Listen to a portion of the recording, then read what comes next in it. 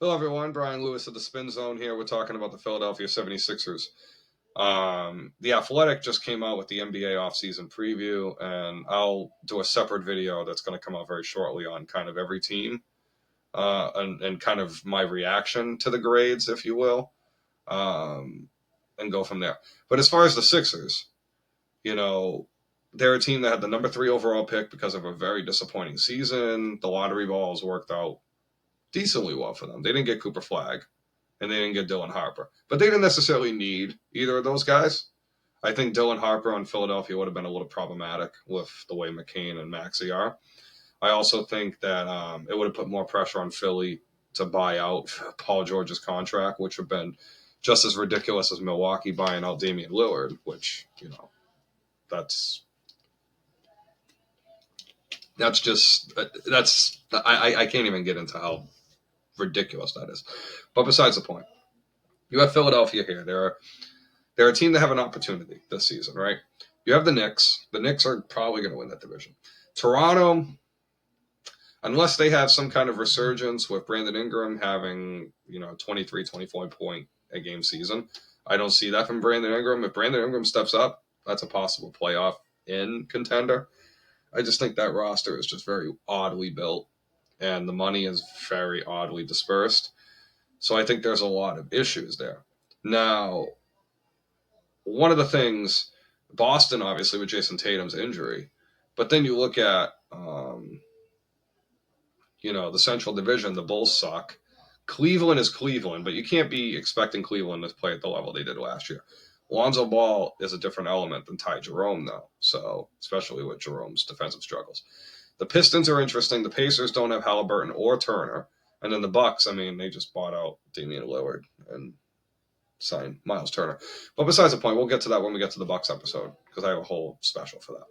So looking at Philadelphia, right? And I think looking at the Sixers, it's very simple. Edgecombe, I love Edgecombe. I'm going to get it to VJ in a second. But let me talk about Joel Embiid first. So Joel Embiid is one of those players that I remember when he played back at Kansas, a long time ago, because, I'm a college basketball guy first and foremost. And looking at Joel, he missed his first 2 years in the NBA, but he was such a force at Kansas.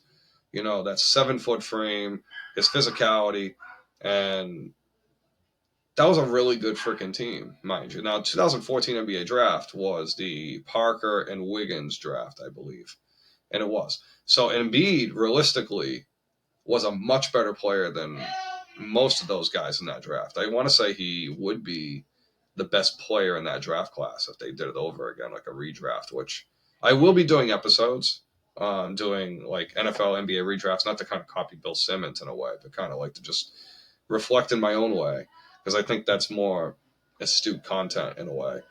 But I will look at Philadelphia this way.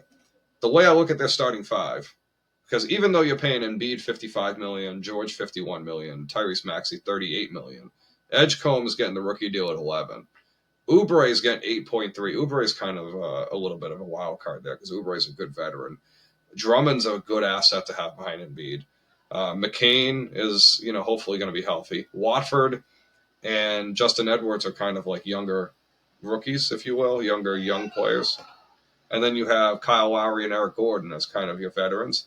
Johnny Broome was a second-round draft pick. I don't know what you would really expect from him there. Jabari Walker's a two-way contract, as well as Hunter Salas, Dominic Barlow. And then they have Adam Bona, who was a second-round draft pick as well. He's an interesting one. A lot of people liked him. So a Philly team, I expect this team to win like 35, 40 games. And the reason I expect them to win 35, 40, 40 to 45 games is simple. If George and Embiid are healthy, even for 60 games, this is a 40-win basketball team. They're good enough because that backcourt potential with McCain, Maxey, and Edgecombe is going to be a very interesting trio as a backcourt. I don't think we've seen interesting backcourt trios in the NBA in a long time, but I think we're about to be in that era again where backcourt trios, like they are in college basketball, are super important. Edgecombe is someone that I loved in this draft. Now, Edgecombe was my number 4 overall player. Tre Johnson was the guy I expected to kind of go number 3, but Philadelphia really went on a limb and took him. And I think I kind of see why they like him more. Edgecombe's competitiveness on the defensive end of the floor makes him completely a hot commodity. But I also think that like there wasn't a no doubt number 3 guy. As much as people love Ace Bailey wouldn't fit Philadelphia really because Paul George plays his position, so there's a logjam. And I don't think there was a way for them to really move George in a meaningful way. So you're not going to trade Paul George to draft Ace Bailey. Edgecombe is someone that I really feel is. I see the James Harden comparisons, but I see more Donovan Mitchell, like Donovan Mitchell, Louisville, a mix with like Kemba Walker, a little bit like a bigger Kemba Walker, because Edgecombe's like 6'5". I see the Anthony Edwards comparisons almost, but the thing is that what I really see is someone that plays a lot like, I mean, in a way, he's a smaller Jaylen Brown. And there's nothing wrong with that. I think he's a better shooter than Jaylen was at that stage as well, because he competes in the defensive end of the floor. But he's more of a slasher. It's a tough comparison, but I think, where his projection could be. I mean, you're talking about a guy that averaged 15 points a game, 32 minutes a night on 43% shooting. If that projects in the NBA, you're talking about a guy that could be like a 23 to 25 point a game guy with maybe 3-4 assists a game based on his college numbers. And then, he had 3.9, so maybe you're talking about 3 to 5. But you're also playing in the backcourt that's going to have Jared McCain, Tyrese Maxey, Joel Embiid, and then you're also at Paul and George. So you're going to have more shots going around. Drummond's going to be around the basket, more rebounds, more shot opportunities. I'm interested to see how he's going to do this season. Edgecombe's going to be one of my Rookie of the Year contenders because, Flag's obvious, and so will Dylan Harper. But I think Edgecombe's the one that really could stand out because if George were to get hurt again, Edgecombe's going to be the one that the team's going to be relying on from the wing standpoint.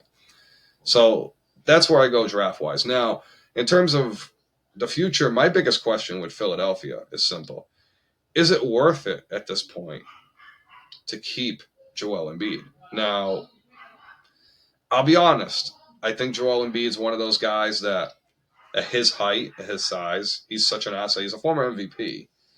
But I think we're having the same old conversation that some bigs of yesteryear we started to have. Now, Embiid's 31 years old. Paul George is 35. You have a young backcourt, obviously, as I've been very redundant on this podcast here, video here. McCain is 22.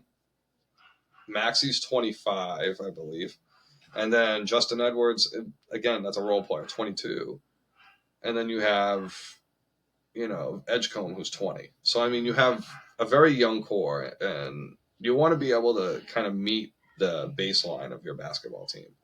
So Philadelphia here kind of failed the process because Simmons didn't really work out, but Embiid was really good. So you kind of hit on one of those two picks. Imagine if they hit on both of those guys. Like, even if they took Brandon Ingram over Ben Simmons, Ingram becomes more of a tradable piece because Ingram brought in Anthony Davis for the Lakers. So, I mean, Ingram definitely was a positive asset, no doubt about it.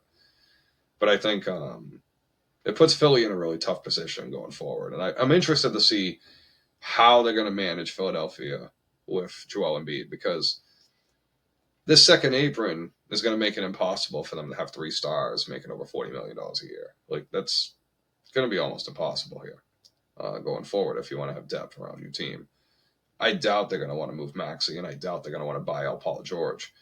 If George has a big season and Philadelphia has an average season, for example, I could see George being a guy like for a team like the Kings, for example, that are desperate to stay above the bubble range, for example. Teams that aren't trying to completely tank, right? For teams that aren't trying to completely tank, Paul George is an asset, right? Maybe a team like Miami. That's an interesting scenario. A team like